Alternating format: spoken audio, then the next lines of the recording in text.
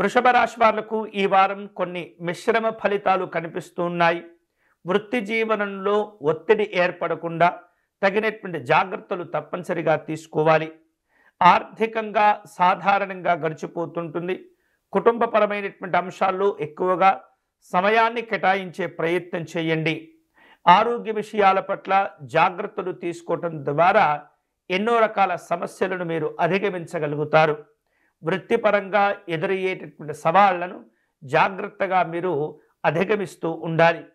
ఏదైతే పని చేపడుతున్నారో ఆ పని మీదనే ఎక్కువగా శ్రద్ధను, మీ యొక్క దృష్టిని కేంద్రీకరించేటటువంటి ప్రయత్నం చేస్తూ ఉండాలి.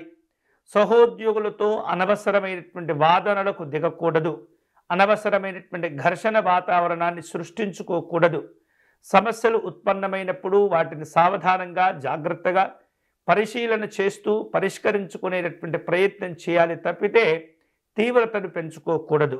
అలాగే అసాధారణమైనటువంటి నిర్ణయాలు తీసుకుంటూ ఉంటారు. ఆర్థికపరమైనటువంటి అంశాల్లో అనుకూలత ఉంటుంది. అనవసరమైనటువంటి ఖర్చులను తగ్గించుకోవాలి. ఈ వారం కుటుంబ సభ్యులతో కొన్ని రకాల సందర్భమైనటువంటి తీర్థయాత్రలు కావచ్చు, ఇతరమైనటువంటి ప్రయాణాలు చేసేటటువంటి అవకాశాలు ఉన్నాయి.